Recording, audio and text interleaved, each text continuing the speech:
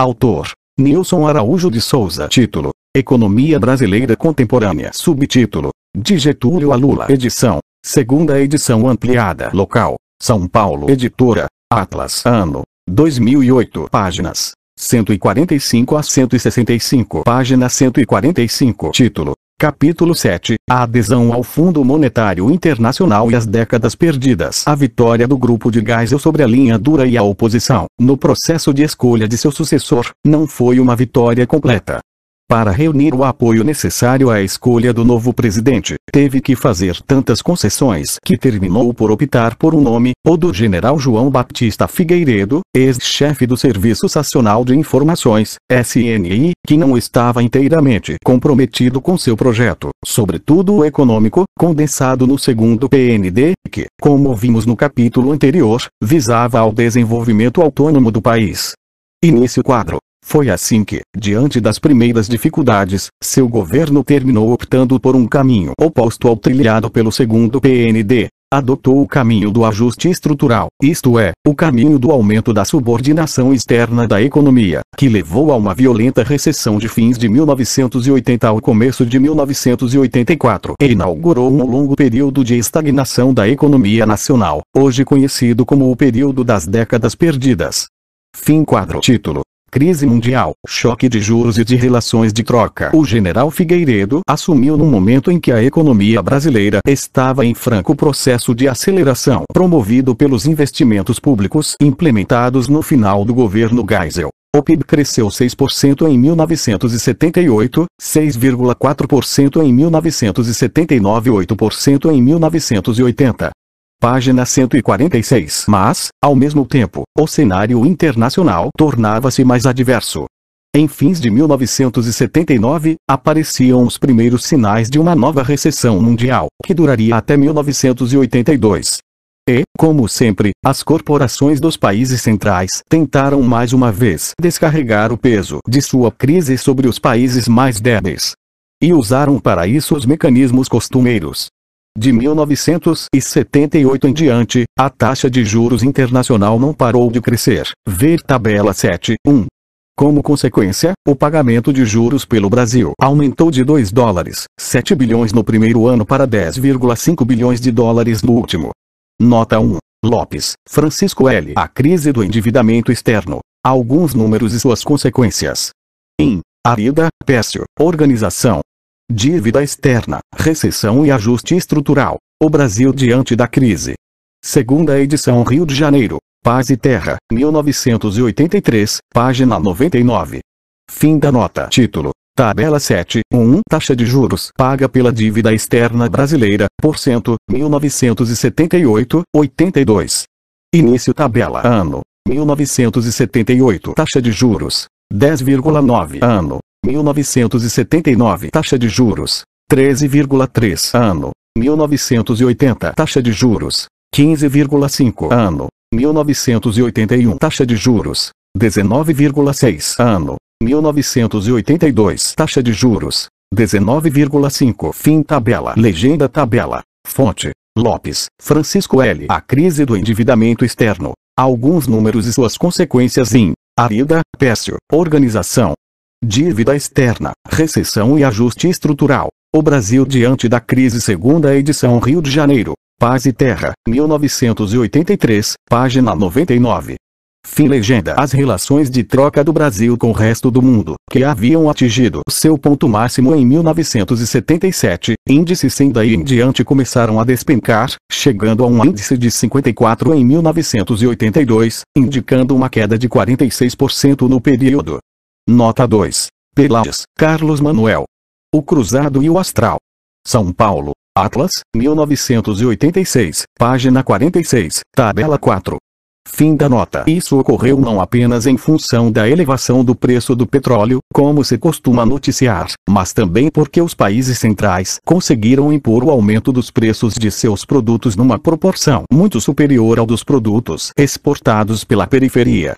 Além disso, a partir de 1980, forçaram para baixo os preços das commodities que exportamos, que caíram 26% de 1980 para 1982. Nota 3. Ibidem, página 44, tabela 3. Fim da nota. Demonstração de que o problema não estava principalmente no petróleo é o fato de que, excluindo esse produto, nossas relações de troca caíram 31% de 1977 a 1982. Nota 4. Ibidem, página 46, tabela 4. Fim da nota. Página 147. Início quadro. Uma primeira consequência desse duplo choque de juros e de relações de troca, que foi agravado pela queda das exportações, 13% entre 1981 e 1982. Nota 5. Silva, Adroaldo Moura. Reflexões sobre a crise, com a saída de curto prazo. Em Fórum Gazeta Mercantil. Fundo Monetário Internacional versus Brasil.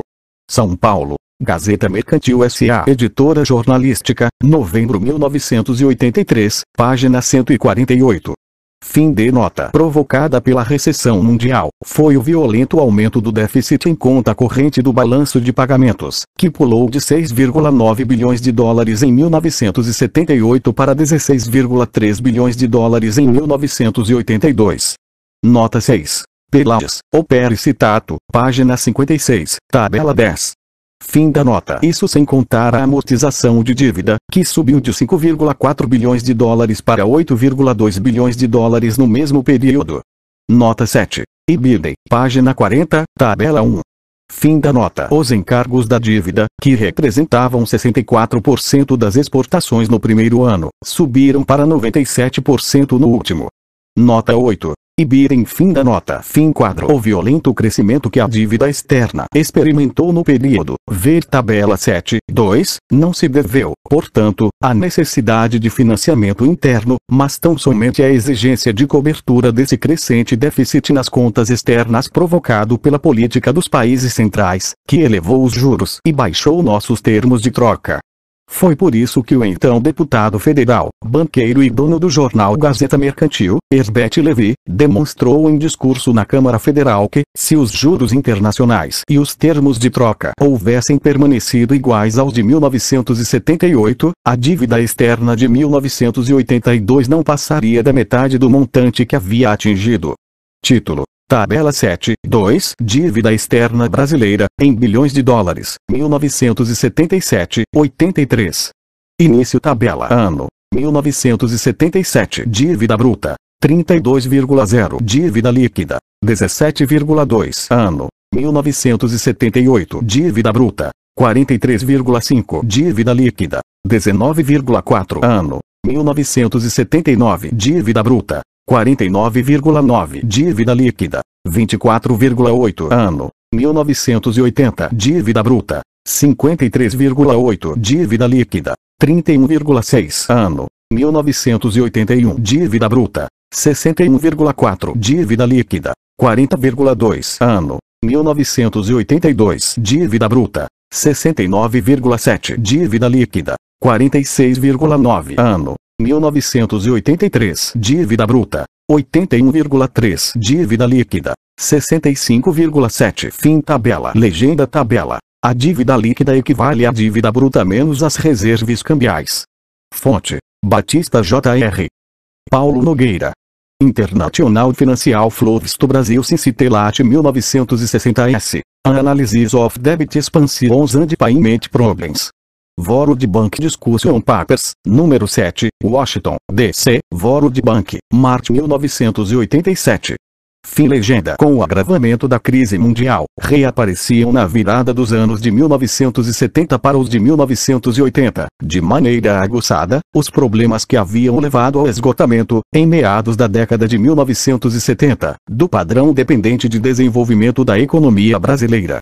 Desta vez, a situação era mais grave porque a dívida externa, que ainda era administrável naquele primeiro momento, adquiriu trajetória explosiva. Página 148. Além disso, em função da transferência de recursos para o exterior, da queda da taxa de lucro interna e da desaceleração dos investimentos privados, a inflação começou a se acelerar. Com o aumento da vulnerabilidade e da sangria externas, a pressão pela subida dos preços internos aumentou mais ainda. Depois de vários anos estabilizada, a taxa de inflação acelerou a partir de 1979, ver tabela 7.3. Nota 9. A relação dívida/PIB subiu de 18,2% em 1977 para 43,6% em 1983. Enquanto isso, a relação dívida/exportação cresceu no mesmo período de 246,3% para 387,8%, conferir Baer, Werner. A economia brasileira. Segunda edição, tradução de Edith Sully. São Paulo, Nobel, 2002, página 122, tabela 6. Fim da nota. Título. Tabela 7.3. Taxa de inflação, IGP%, 1974, 82. Início tabela. Ano, 1974. IGP, 33,8. Ano, 1975. IGP, 30,1. Ano, 1976. IGP, 48,2. Ano, 1977. IGP, 38,6. Ano, 1978. IGP, 40,5. Ano, 1979. IGP, 76,8. Ano, 1980. IGP, 110,2. Ano, 1981. IGP, 95,2. Ano, 1982. IGP, 99,7. Fim tabela. Legenda tabela. Fonte, FGV Conjuntura Econômica. Fim legenda. Título. De novo, os dois caminhos. Início quadro. Diante desse quadro de estrangulamento externo e de recrudescimento inflacionário, mais uma vez o país se colocou diante de duas opções. Ou se submetia à pressão externa e promovia o ajuste externo destinado a conter o crescimento econômico e gerar as divisas necessárias ao pagamento do serviço da dívida, ou mantinha a opção de 1974 pelo desenvolvimento autônomo e levava adiante o processo de substituição de importações no setor programado pelo segundo PND, naturalmente com os ajustes que se fizessem necessários. Nota 10. Castro, Antônio Barros. Souza, Francisco Eduardo Pires. A economia brasileira em marcha forçada. Rio de Janeiro, Paz e Terra, 1985, página 49. Fim da nota. Fim do quadro. Como a dívida externa havia entrado em trajetória explosiva, essa segunda opção implicava, necessariamente, protelar o pagamento de seus serviços. Era impossível seguir crescendo e ao mesmo tempo pagando os juros e amortização da dívida nos patamares que vinha ocorrendo. Página 149. Início quadro. Não foi fácil escolher o caminho. A primeira reação do governo Figueiredo foi de imobilismo. Ele havia formado um ministério bastante conservador. Havia promovido para o Ministério do Planejamento, que então era o responsável pela política econômica e, portanto, era o mais importante da área econômica, o ex-ministro da Fazenda Mário Henrique Simonsen, o qual defendia o primado do combate à inflação sobre o desenvolvimento. Nomeara como ministro da Agricultura o ex-ministro Delfim Neto, que, ao contrário, propugnava o primado do desenvolvimento sobre o combate à inflação. E indicara para o Ministério da Fazenda, que cuidava mais da execução financeira do que da política econômica, um desconhecido, Carlos Rischbieter. Apesar da matriz conservadora, havia, inicialmente, fortes divergências entre eles acerca do rumo a seguir. Fim quadro. Na área política, como vimos, havia triunfado o projeto de abertura, com a demissão dos representantes da linha dura, a indicação de Figueiredo, a extinção do AI-5 e o abrandamento da Lei de Segurança Nacional. A continuidade desse projeto, que visava reunificar o empresariado nacional em torno do regime, implicava preservar o crescimento da economia, pois é evidente que, num clima de recessão, seria extremamente difícil realizar a almejada reunificação. O ministro Delfim Neto tinha clareza disso. Entrevista que deu ao Panorama Econômico de O Globo, publicada em 30 de maio de 1980, tinha justamente o título Abertura Política não combina com a recessão. Mas não era essa a visão de Simonsen. Ele insistia em promover o ajuste que levaria à recessão e ao choque com o projeto de abertura. Mas navegava contra a maré. Não conseguia encontrar qualquer fração importante do empresariado que o apoiasse nessa trajetória. Todos queriam reduzir a inflação, mas nunca à custa do crescimento da economia e de seus lucros. Por isso, era mais atrativo para eles o projeto de Delfim Neto, combater a inflação, sim, porém mantendo a expansão da economia. E, assim, Delfim conseguiu isolar Simonsen, ocupando seu lugar em agosto de 1979, além de indicar para o Ministério da Fazenda um seguidor seu, Hernani Gaveias, coadjuvado por Carlos Geraldo Langoni, na presidência do Banco Central. Título: Delfim e o ajuste externo. Nota 11. Ver críticas de Delfim ao segundo PND e a transição de Delfim em. Fim da nota. Com o caminho limpo, Delfim começou a implementar sua política econômica, que visava, simultaneamente, pelo menos no plano das intenções anunciadas, combater a inflação e manter certa taxa de crescimento da produção. Página 150. Com esse objetivo, foi adotado um conjunto de medidas entre o fim de 1979 e o começo de 1983, priorizando ora o crescimento econômico, ora o combate à inflação. Nota 12. As primeiras medidas econômicas foram dadas a conhecer em um discurso do general Figueiredo de 7 de dezembro de 1979. Fim da nota. Essa foi a primeira fase do programa delfiniano.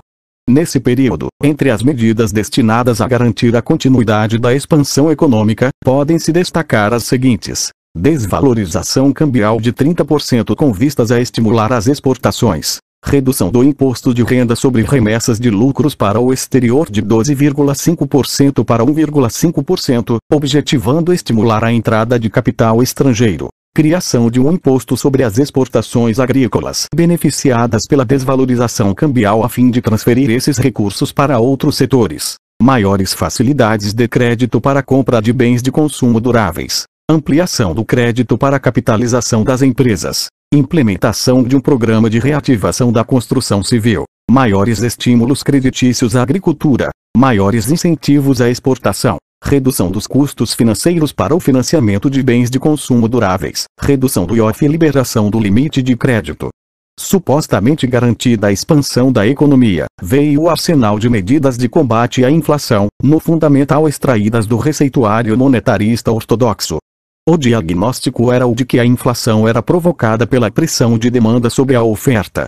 E, por isso, a terapia obviamente haveria de ser o corte de demanda. O oposto do que Delfim propugnara no final dos anos de 1960. No centro de qualquer terapia de corte de demanda do receituário monetarista, sempre está o combate ao déficit público. Para eles, o déficit, ao representar um excesso de gasto sobre a arrecadação, seria um dos principais fatores de emissão monetária e de consequente pressão sobre a demanda. Do arsenal de medidas de combate à inflação, destacam-se as seguintes: corte nos gastos da União e das empresas estatais, eliminação dos subsídios às exportações, início do desmantelamento do mecanismo de juros subsidiados. Página 151. Diminuição do protecionismo da economia nacional. Nota 13. Ao se extinguir o depósito prévio para importação e relaxar os critérios de similaridade nacional, criados no contexto do segundo PND. Fim da nota. Encarecimento e corte do crédito. Nota 14. Foi com esse objetivo que Delfim determinou que o crédito só poderia aumentar em 45% em 1980 e os meios de pagamento em 50%. Como a inflação pulou de 76,8% em 1979 para 110,2% em 1980, ver tabela 7.3, essa decisão significou uma violenta queda real do volume do crédito e dos meios de pagamento. Fim da nota. Endurecimento da legislação salarial. Nota 15. O objetivo era diminuir o salário real, não apenas como instrumento de combate à inflação, mas, sobretudo, como forma de aumentar a relação lucro-salário e assim restaurar as condições de rentabilidade do capital. A inovação em política salarial era que o reajuste, que ocorreria a cada 6 meses, realizaria a concentração da renda ao interior do salário sem tocar nos lucros. Os salários médios seriam reajustados em função do índice fixado pelo governo supostamente para cobrir o efeito da inflação. Os salários baixos receberiam esse índice e mais 10% e os salários mais altos receberiam 10% menos. Continham-se, assim, os salários mais elevados. No entanto, a realidade da aplicação dessa política demonstrou que a contenção salarial envolveu ao conjunto dos assalariados. Fim da nota. Mas, nessa etapa, o centro das medidas anti-inflacionárias foi o corte no investimento das estatais. Entre outubro de 1979 e maio de 1980, a Secretaria de Controle das Empresas Estatais, CEST, conforme destacaram Coutinho e Reichstuhl. Citação. Foi criando, rapidamente, instrumentos de informação e controle sobre as empresas estatais. Finalmente, em junho de 1980, foram implantados cortes efetivos, 15% de redução sobre os volumes orçados em fevereiro, que já haviam sido corroídos pela aceleração da inflação. Esses cortes redundaram numa queda geral dos investimentos das empresas públicas, menos 19% em 1980, e, pela primeira vez, os investimentos dos P foram significativamente reduzidos em termos reais, menos 11%. Fim da citação. Nota 16. Setor produtivo estatal. Fim da nota. Desta forma, a participação dos investimentos das empresas públicas, e particularmente as dos P, no total da formação brutal de capital fixo, reduziu-se sensivelmente, caindo de quase 29% em 79 para 23% em 80. Nota 17. Reichstuhl e Coutinho, Opera e Citato, página 48. Fim da nota. Título. Começa a primeira década perdida desse conjunto de medidas. O estímulo às exportações poderia atuar positivamente na expansão da economia, na medida em que poderia aumentar as possibilidades de venda externa da produção brasileira. No entanto, o estímulo da desvalorização cambial foi praticamente anulado com a retirada dos subsídios. Além disso, a economia mundial estava mergulhada em profunda recessão, diminuindo sua capacidade de absorver nossas exportações. Página 152. As medidas de reativação econômica, tais como ampliação de crédito para bens duráveis, capitalização de empresas, agricultura e construção civil, poderiam favorecer a continuidade do crescimento econômico, mas operavam no sentido de empurrar a economia para baixo. As decisões destinadas a conter a demanda. Os cortes dos gastos públicos, do crédito, dos meios de pagamento e do salário real não conseguiram debelar o processo inflacionário, mas, ao cortarem o investimento e o consumo final, deflagraram a mais profunda e mais longa recessão da história recente do Brasil, ao mesmo tempo em que inauguravam as 2 décadas perdidas. Nota 18. Ao contrário, a inflação, medida pelo IGP, subiu inicialmente de 76,8% em 1979 para 110,2% em 1980. Baixou um pouco para 95,2% em 1981 para, novamente, subir para 99,7% em 1982, tabela 10, 3. Fim da nota. O violento corte dos investimentos públicos foi ainda mais fatal, na medida em que, conforme analisamos no capítulo anterior, foi a preservação de um elevado nível de investimento público que permitiu que nossa economia seguisse crescendo depois do fim do milagre em meados dos anos de 1970. O ano de 1980 ainda continuou crescendo graças aos investimentos anteriores, mas, a partir de 1981, iniciaria o processo recessivo. Na prática, Delfim Neto rendia-se à estratégia recessiva propugnada por Simonsen. Início quadro. Em 1981, estimativas dão conta de que a formação bruta de capital fixo caiu 10% e o PIB 4,25%, tabela 7, 4. Nota 19. Bonelli, Regis. Investimento e emprego face a desequilíbrios externos e internos. A vida. Pécio, Organização, Opera e Citato, página 137. Fim da nota. A capacidade ociosa subiu de 3,5% em 1980 para 12,3% em 1981. Nota 20. Ibirem. Fim da nota. A produção industrial caiu cerca de 9%, tabela 7, 4. Apesar das medidas antirrecessivas adotadas ao final de 1981, a formação bruta do capital fixo caiu 7% em 1982, e o PIB conseguiu crescer apenas 0,9%, tabela 7, 4. Nota 21. Depois do aperto anterior, Delfim Neto, de olho nas eleições de 1982, que escolheriam os governadores de estado e elegeriam o Congresso Nacional que serviria de colégio eleitoral para a escolha do próximo presidente da República, declarou, então, que o espaço para que o país volte a crescer já foi construído. Por isso, adotou várias medidas de reativação econômica, como maiores incentivos às exportações, recursos para a construção civil e créditos para a agricultura, maiores facilidades de crédito para a compra de bens de consumo duráveis e para a capitalização das empresas. Fim da nota. Em 1983, a recessão voltou a se agravar. O PIB caiu 3% e a produção industrial, 6%, tabela 7, 4. Fim quadro. Página 153. Título. Tabela 7, 4. PIB produção industrial, índice 1980 igual 100, 1980, 83. Início tabela. Ano. 1980. PIB. 100,00. Indústria. 100,00. Ano. 1981. PIB. 95,75. Indústria. 91,17. Ano. 1982. PIB. 96,63. Indústria. 91,30. Ano. 1983. PIB. 93,81. Indústria. 85,91. Fim tabela. Legenda tabela. Fonte. FGV Conjuntura Econômica. Fim legenda. Na verdade, toda a terapia praticada pela equipe de Delfim se enquadrava perfeitamente no receituário do Fundo Monetário Internacional, ainda que com alguns laivos de rebeldia formalmente desenvolvimentista. É provável que ele tenha começado a implementá-la para facilitar futuras negociações com essa instituição, como acabou ocorrendo a partir de 1982. Início quadro. O caminho preconizado por Delfim de tentar crescer dentro do modelo econômico vigente havia se esgotado.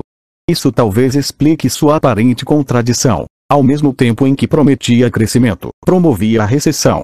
Fim quadro. Mas, então, Delfim ainda parecia resistir a seguir inteiramente esse caminho. De um lado, porque, como ele próprio dissera, recessão não combinava com abertura política, e haveria eleições em 1982. De outro, porque ele parecia ainda acreditar na possibilidade de, dentro do modelo vigente, viabilizar o crescimento da economia. Título. Proposta de enfrentamento da dívida externa. Início quadro. O governo dizia que as contas externas fixavam o limite da retomada da expansão econômica. Uma forma indireta de dizer que era a dívida externa, ou seja, os bancos internacionais e o Fundo Monetário Internacional, que governava nossa economia. De fato, a dívida externa, depois de seu crescimento explosivo a partir de fins dos anos de 1970, passara a constituir-se no principal ponto de estrangulamento da economia brasileira, pois dela derivavam os principais problemas que, naquele momento, estavam asfixiando a nossa economia, como a transferência de recursos para o exterior, os juros elevados, a recessão, o desemprego, a inflação, o déficit financeiro do setor público. Fim quadro. Página 154. Não é estranho que o debate sobre a saída da crise tenha tendido a se concentrar em torno da dívida externa. A percepção era a de que deveria ser por aí que se iniciaria a criação de condições para a superação dos obstáculos à retomada do crescimento econômico. A essa conclusão foram chegando representantes dos mais diversos setores da nação. Nota 22. Contrapondo-se à proposta de recessão, o empresário Albano Franco, presidente licenciado da CNI, declarou, em palestra realizada na Escola Superior de Guerra, que o Brasil não tem o direito de se deixar asfixiar por dívida externa crescente. O presidente da Associação Brasileira da Indústria Química, Paulo Cunha, propôs a renegociação da dívida como forma de se anularem os constrangimentos hoje existentes ao desenvolvimento. Essa opinião também foi expressa pelo empresário Antônio Hermílio de Moraes, presidente do maior grupo empresarial nacional. Mas o sinal dos tempos foi a posição assumida pelo jornal Estado de São Paulo. Depois de publicar, em 22 de julho de 1982, o editorial denominado Posição Difícil, o jornal, 2 dias depois, defendeu a renegociação da dívida externa como forma de superar o impasse econômico. Essa posição foi igualmente assumida, em editorial e em vários artigos de seus editorialistas, pelo outro jornal da grande imprensa paulista, a Folha de São Paulo. Fim da nota. Título. Regime tenta dividir oposição. Logo no começo do governo Figueiredo, com a intensificação da luta democrática, houve 3 importantes conquistas democráticas. A anistia aos perseguidos políticos, a devolução de algumas prerrogativas do Congresso e a garantia de eleições diretas para governador em 1982. Nesse quadro, havia fortes possibilidades de a oposição, através do MDB, ganhar as eleições municipais de 1980 e as legislativas e para governadores de estado de 1982. Para evitar mais essa derrota, o governo Figueiredo, pretextando uma reforma partidária que supostamente viria liberalizar a estrutura partidária do país, decretou a extinção do MDB e a possibilidade de criação de novos partidos. O objetivo central dessa medida era dividir a frente oposicionista.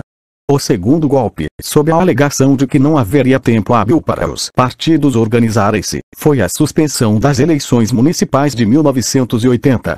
Nessa época, desprenderam-se do MDB, que passou a chamar-se Partido do Movimento Democrático Brasileiro, PMDB, setores mais conservadores, que formaram o Partido Popular, PP, e setores mais à esquerda, que ajudaram a formar o Partido dos Trabalhadores, PT, e o Partido Democrático Trabalhista, PDT. O partido que dava sustentação à ditadura, a ARENA, mudou de nome para Partido Democrático Social, PDS. Mas a divisão da oposição foi, em grande parte, revertida com a reincorporação do PP ao PMDB antes das eleições de 1982. A reincorporação foi uma resposta à decisão do governo de impedir coligações partidárias. Página 155. Título: Primeiro pacote do Fundo Monetário Internacional agrava a recessão. Nas eleições de 1982, ocorreu o que o regime temia. A oposição teve maioria de votos, fez maioria na Câmara dos Deputados e conquistou os governos dos principais estados da federação, incluindo São Paulo, Rio de Janeiro e Minas Gerais. Início quadro. Na virada de 1982 para 1983, depois das eleições, a crise brasileira atingiu seu momento mais dramático, com o país entrando em estado de insolvência externa, ou seja, sem possibilidades de honrar seus compromissos externos. Já se havia chegado a uma situação bem próxima a essa em julho/agosto de 1982. O governo só conseguiu protelar essa situação para o fim do ano graças ao uso das reservas cambiais e à tomada de um empréstimo ponte junto ao Fundo Monetário Internacional e ao Tesouro dos Estados Unidos. Fim quadro. O governo brasileiro ficara totalmente refém do governo estadunidense e do Fundo Monetário Internacional, não apenas em face desses empréstimos condicionados, mas porque esvaziaram o nosso cofre de reservas cambiais. A queima desses cartuchos permitiu o fôlego de que o governo necessitava para participar das eleições. No entanto, todos os cartuchos foram queimados e chegou-se à situação em que simplesmente não se tinha mais com que pagar as dívidas vencidas e as que começavam a se vencer. A situação piorou porque, após a moratória mexicana, decretada em 1982, os bancos internacionais deixaram de emprestar novos recursos ou de renovar seus empréstimos aos demais países da América Latina. A elevação dos juros internacionais, ao lado da queda dos termos de intercâmbio, havia levado ao crescimento incontrolável da nossa dívida externa. A suspensão de novos empréstimos foi o cheque-mate dos bancos para forçar nossos países a submeterem-se aos seus termos. Início quadro. A absoluta impossibilidade de honrar os compromissos externos, por falta de divisas necessárias, levou o governo a enveredar pelo caminho que se tomara inevitável, o da renegociação da dívida externa. Só que o fez nos termos do Fundo Monetário Internacional. Essa forma significa não só a perda de qualquer capacidade de formular política econômica própria, mas também a exigência de adoção de políticas que levariam inevitavelmente a uma forte recessão. Fim quadro. Mas foi o suicídio do regime ditatorial. Abriu-se ali um intenso período de luta política no país, em que, de um lado, o governo editava um pacote econômico atrás do outro, acompanhado de cartas de intenções firmadas com o Fundo Monetário Internacional, apenas para vê-los rejeitados pelo Congresso Nacional em face da forte pressão popular. E, de outro, crescia rapidamente a mobilização popular, ao mesmo tempo em que ampliavam as divisões no interior do regime, com o deslocamento de forças cada vez mais numerosas para o campo da oposição. Página 156. O primeiro pacote foi anunciado logo depois das eleições de 1982. Primeiro, o governo negociou com o Fundo Monetário Internacional, que se comprometeu a emprestar cerca de US$ 6 bilhões ao Brasil, divididos em 3 parcelas anuais. Enquanto isso, o governo brasileiro assumiu o compromisso de aplicar o receituário daquela instituição. Essa era a condição para renegociar a dívida com os bancos privados. A proposta para os bancos consistiu essencialmente no seguinte: conversão da parcela da dívida que seria amortizada em 1983, no total de 7,2 bilhões de dólares, em dívida de longo prazo, com um período de carência. 2. Compromisso dos bancos de emprestarem em 1983 cerca de 4,4 bilhões de dólares para cobrir parte dos juros da dívida. Para cobrir a parcela restante dos juros, além da remessa de lucros e outros serviços, o governo se comprometeu a gerar um superávit comercial de 6 bilhões de dólares e usar os 2 bilhões de dólares da primeira parcela do Fundo Monetário Internacional. 3. Compromisso dos bancos de manterem as linhas de crédito interbancárias, 10 bilhões de dólares, e de restabelecerem as linhas de crédito para financiamento à exportação, 8,8 bilhões de dólares, recursos que, na realidade, serviriam para cobrir a dívida de curtíssimo prazo, que se estimava variar entre 15 e 20 bilhões de dólares. Como se vê, o conjunto dos recursos acordados tanto com o Fundo Monetário Internacional quanto com os bancos se destinava a cobrir compromissos com os próprios bancos. Além disso, o Brasil ainda teria que gerar um superávit comercial de 6 bilhões de dólares a fim de completar o pagamento dos juros. A meta era diminuir 15% das importações e aumentar outros 15% nas exportações em 1983. As exportações terminaram aumentando apenas 8,5%, em face do recrudescimento do protecionismo dos países ricos e da continuidade da recessão mundial. Assim, o que garantiu o superávit, que terminou superando em 470 milhões de dólares a meta acordada, foi a queda das importações, que foi de 20,5%. Nota 23. Conferir Banco Central do Brasil. Fim da nota. Como veremos adiante, essa violenta derrubada das importações deveu-se em parte à maturação dos projetos de substituição de importações implementados pelo segundo PND. Página 157. No entanto, parte expressiva dela foi provocada pela recessão resultante da implementação do Planos de Emergência imposto pelo Fundo Monetário Internacional. As principais medidas foram as seguintes. Redução do gasto público, representado pelo corte de 12% dos gastos da União e de 20% nos investimentos estatais. Lembremos-nos de que esses investimentos já vinham sendo cortados desde 1979. 2. Redução do subsídio ao crédito agrícola, o que significou uma elevação dos juros agrícolas. 3. Arroxo das emissões monetárias. Depois de haverem crescido em mais de 100% em 1982, só deveriam fazê-lo em 60% em 1983, o que significava, na prática, um aperto no crédito. 4. Maior arroxo salarial, principalmente dos salários mais baixos, de onde se pretendia retirar os 10% acima do INPC, até 3 salários mínimos, ou deduzir 20% do INPC, na faixa de 7 a 10 salários mínimos. 5. Aumento das tarifas e dos preços dos serviços públicos, dos derivados de petróleo, do trigo, do aço etc. 6. Aceleração da desvalorização cambial. Essas medidas integraram a Carta de Intenções assinada em fevereiro de 1983 com o Fundo Monetário Internacional.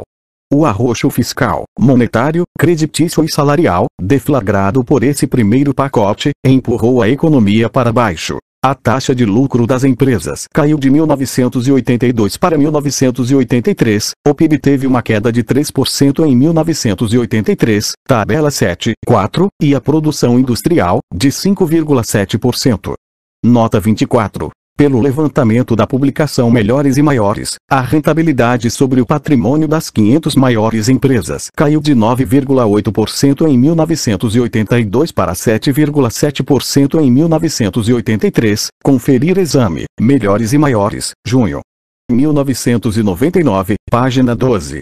Fim da nota. Nota 25. Galvez, Emané. A saga da crise. Rio de Janeiro. Forense Universitária, 1985, página 133. Quadro 39. Fim da nota. Enquanto isso, a desvalorização cambial, a retirada dos subsídios e o reajuste das tarifas públicas aceleraram violentamente a escalada inflacionária. A taxa anual, medida pelo IGP da FGV, subiu de 99,7% em 1982 para 211% em 1983. Nota 26. FGV Revista Conjuntura Econômica. Fim da nota. Título: Congresso rejeita novo pacote do Fundo Monetário Internacional. As medidas recessivas, depois da vitória das oposições em 1982, soaram como verdadeira provocação. E por isso a edição do pacote do Fundo Monetário Internacional desencadeou ampla mobilização nacional que só terminaria com o fim da ditadura 2 anos depois. Página 158. Início quadro. Apesar disso, a 9 de junho de 1983, o Conselho Monetário Nacional começava a editar um novo pacote econômico.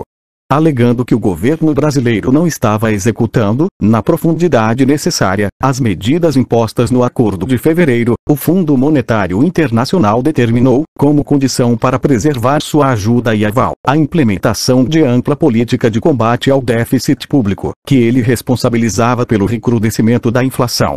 Fim do quadro. É verdade que o governo brasileiro não atingiu as metas de inflação e de déficit público, mas esses critérios de desempenho, apesar das formalidades, não constituem as exigências mais importantes do Fundo Monetário Internacional.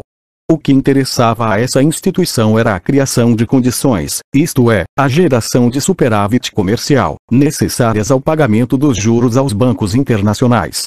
E, como vimos, a meta estabelecida, 6 bilhões de dólares, foi atingida, com folga, em 1983.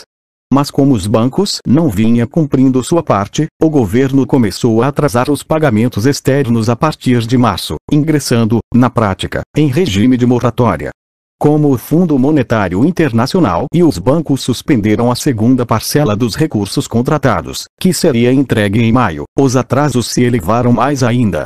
Como ficaria mais claro depois, o que queriam os bancos era que o Brasil aumentasse o superávit comercial a fim de pagar uma parcela maior dos juros. Mais uma vez, a equipe de Delfim rendeu-se ao Fundo Monetário Internacional. Na área fiscal e creditícia, o novo pacote, na verdade, acirrou medidas que já haviam sendo adotadas. Corte dos investimentos e dos gastos de custeio das estatais e da administração direta. Elevação da carga tributária. Elevação dos juros do crédito agrícola e dos juros do crédito à pequena e média empresa. Retirada ou redução dos subsídios ao petróleo, ao trigo, ao açúcar. Início quadro. Mas os principais integrantes da equipe econômica do governo, coadjuvados por ex-membros, como Octávio Gouveia de Bulhões, estavam convencidos de que o pacote seria inócuo do ponto de vista do combate à inflação. Como, na sua visão, o reajuste salarial era a mais importante correia de transmissão da inflação, dever-se-iam impor a derrubada do salário real, sob a forma de desindexação. Assim, editou-se o Decreto-Lei nº 2012, depois substituído pelo 2024, que determinava que os reajustes salariais seriam inferiores ao índice de inflação. Fim quadro. Página 159. A ampla mobilização sindical que culminou na primeira greve geral do período ditatorial, a 21 de julho de 1983, garantiu a derrota, no Congresso, desse pacote arroxo. Uma consequência importante da mobilização social e da reação do Congresso foi o afastamento de importantes setores da base do governo no Congresso. Importantes lideranças do PDS, que discordaram do arroxo imposto pelo governo e formaram o Grupo Participação, que daria origem à Frente Liberal, mais tarde Partido da Frente Liberal, PFL, somaram-se à oposição na rejeição do decreto arroxo. Título: Governo baixa novo pacote. Apesar de seu crescente isolamento, o governo não recuou. Baixou em julho daquele ano um novo pacote, corporificado no Decreto-Lei nº 2045, que deixou mais do que evidente que o eixo central da política imposta pelo Fundo Monetário Internacional era o arroxo do salário. Depois de haver retirado os 10% sobre o INPC na correção dos salários mais baixos e de haver praticado o expurgo desse índice, o novo decreto cortava 20% do INPC na correção de todos os salários. Cálculos feitos por vários economistas na época demonstraram que, caso se mantivesse essa política e o governo obtivesse certo êxito no combate à inflação, ao final dos 2 anos seguintes os 90% dos trabalhadores que ganhavam até 7 salários mínimos teriam visto seu poder aquisitivo cair entre 30% e 40%. O mês de outubro foi marcado por pressões do Fundo Monetário Internacional e de representantes do governo estadunidense para que o Congresso Nacional aprovasse o Decreto-Lei nº 2045. O secretário do Tesouro dos Estados Unidos, Donald Reagan, declarou que a salvação do país estaria na aprovação desse decreto. Secundando-o, Delfim ameaçava que, caso o 2045 seguisse o mesmo caminho número 2024 e fosse igualmente rejeitado pelo Congresso, ele promoveria um maior arroxo fiscal e monetário ou baixaria novo decreto salarial. Ao mesmo tempo, o governo assinava a terceira carta de intenções com o Fundo Monetário Internacional. Mesmo antes da aplicação dos pacotes de junho/julho dessa terceira carta do Fundo Monetário Internacional, a situação do país já estava bastante difícil. No primeiro semestre, a produção industrial, ou emprego industrial e as vendas em São Paulo já haviam caído em torno de 7% e as importações, 25%, gerando superávit comercial acordado com o Fundo Monetário Internacional. Mesmo assim, segundo o levantamento do professor da Dércio Munhoz, em agosto os atrasos de pagamento externo já acumulavam a cifra de 3,8 bilhões de dólares. Assim, o agravamento da crise cambial se deveu não à falta de cumprimento, pelo governo brasileiro, da parte que lhe tocava no acordo, mas sim à relutância dos bancos estrangeiros em conceder os empréstimos programados. Página 160. Ficava mais uma vez evidente que eles queriam receber um montante maior de juros, o que significava maior aperto econômico a fim de gerar um maior superávit comercial.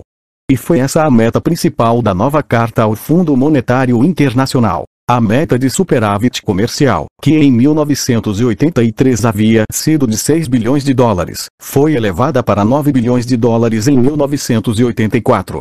As duas outras importantes metas referidas na carta, de reduzir a taxa de inflação mensal para 5% no último trimestre de 1983 e para 2,5% no último trimestre de 1984 e de baixar o déficit público, sem contar a correção monetária sobre a dívida, para 2,7% do PIB em 1983 e gerar um pequeno superávit em 1984, eram, na verdade, metas meio que, se alcançadas, poderiam garantir o cumprimento da primeira. A peça-chave da nova carta de intenções era o Decreto-Lei nº 2045.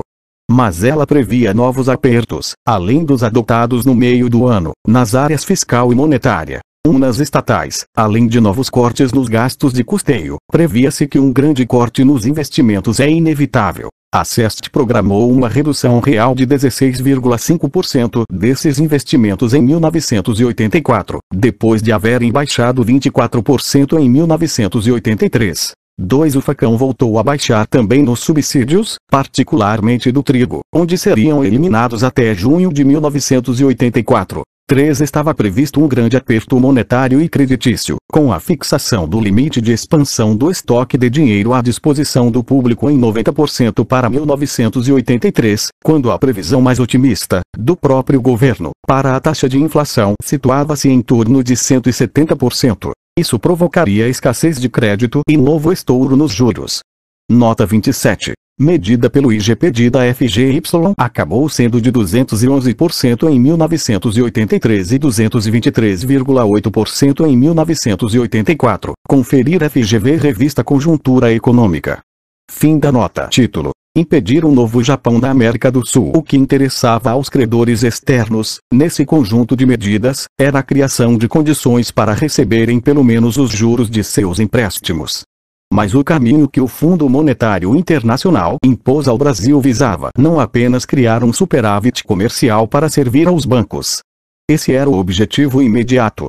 Mas, com suas medidas, buscava também ampliar as condições para a ação das transnacionais em nosso país. É por isso que o arroxo no salário e nas estatais cumpria um papel decisivo na sua estratégia. Página 161. A queda do salário permitia alimentar seus lucros. A desestruturação das estatais abria novos campos de inversão para o capital estrangeiro. Essa estratégia se depreende de pronunciamentos de importantes representantes do governo e dos bancos dos Estados Unidos. No discurso que o subsecretário do Tesouro estadunidense na época, Robert McNamara, preparou para a reunião dos grandes em Williamsburg, quando se referiu aos países subdesenvolvidos, afirmou: Políticas mais liberais para investimentos externos são necessárias. Muitos desses governos impõem significativas restrições e condições para investimentos estrangeiros em seus países. Essa colocação foi reafirmada, em reunião do Conselho das Américas realizada no começo de julho de 1983, pelo então secretário do Tesouro dos Estados Unidos, Donald Reagan. Ao tornarem mais fáceis e atraentes os investimentos estrangeiros, os governos da América Latina podem avançar bastante na criação dos empregos. Para isso ser feito, segundo ele, é só assegurar-lhes às transnacionais bons lucros e sua repatriação, sem terem medo do imperialismo yanqui. E nesse quadro, a estratégia implementada sob comando do Fundo Monetário Internacional tinha também outro objetivo: o de impedir o surgimento de um forte concorrente dos Estados Unidos na América do Sul. Isso foi expresso em palavras da importante representante do governo estadunidense, o assessor da Casa Branca para Comércio Exterior, William Brock, que declarou: "Não queremos um novo Japão na América do Sul." Nota 28. Conferir Jornal da Tarde, 1 de setembro de 1983. Fim da nota. Na mesma época, o diretor-gerente do Fundo Monetário Internacional, Jacques de Larosière, declarou que, se o Brasil não efetivar o acordo com o Fundo Monetário Internacional, ele desaparece pelo ralo. Nota 29. Conferir Hora do Povo, 3 a 18 de outubro de 1983, página 3. Fim da nota. Fim quadro. Título: Nova derrota no Congresso. Apesar da pressão do Fundo Monetário Internacional e do governo estadunidense, e das ameaças do ministro Delfim Neto, o Congresso, assim como fizera com o Decreto-Lei nº 2024, também derrubou seu sucedâneo, o 2045. Contribuíram para isso as amplas mobilizações que, em 30 de setembro de 1983, os trabalhadores realizaram em todo o país. Além disso, o Grupo Participação intensificou seu afastamento da base parlamentar do governo, e o Partido Trabalhista Brasileiro, PTB, que formara uma aliança com o PDS, decidiu afastar-se do governo e votar contra o Decreto-Lei nº 2045.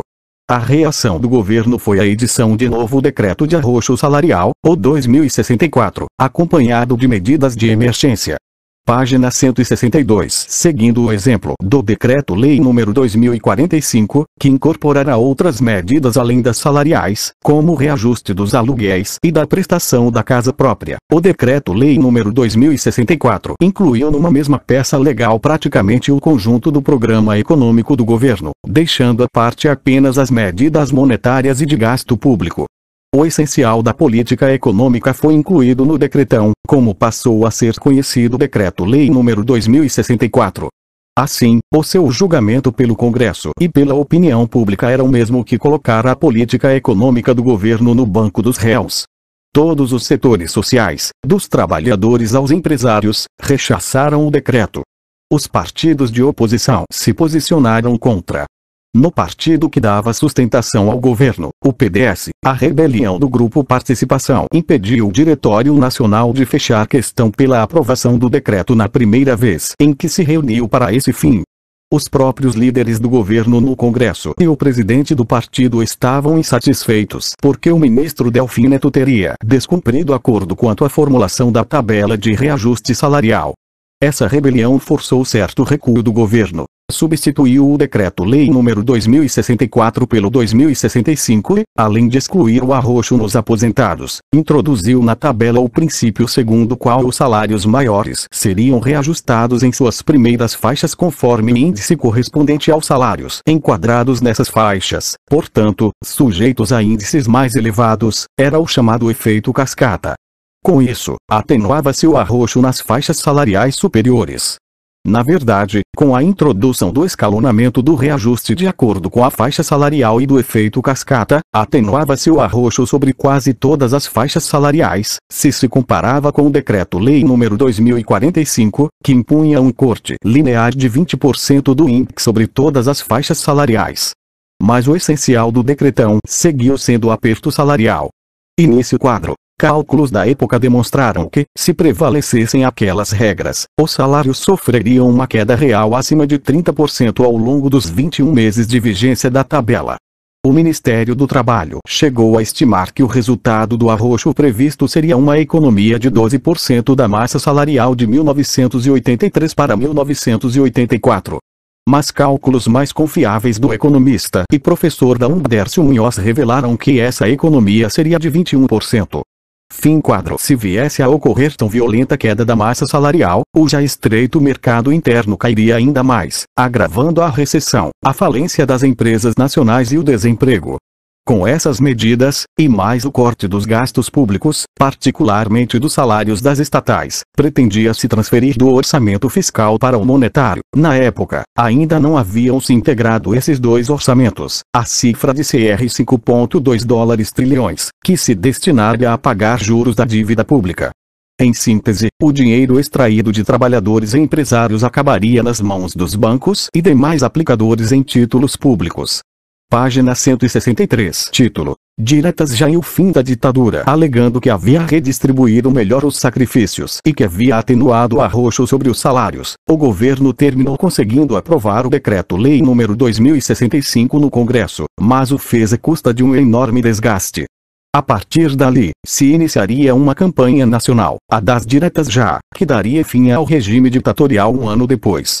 Emenda apresentada no começo da legislatura de 1983, mais precisamente a 2 de março daquele ano, pelo então deputado Dante de Oliveira, do PMDB de Mato Grosso, propunha a convocação de eleições diretas para presidente da República na sucessão de Figueiredo. Inaugurada pelo comício de 12 de janeiro de 1984 em Curitiba, a caravana das diretas rodou todo o Brasil e, a 16 de abril, faria o comício de encerramento da campanha no Vale do Anhangabaú, São Paulo.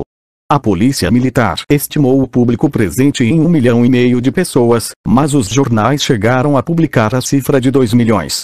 Foram as maiores manifestações populares da história do país.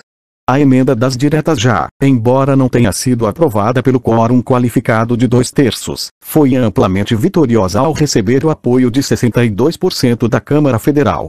Nota 30. Votaram a favor 298 deputados, com 65 votos contra, 3 abstenções e 113 ausências.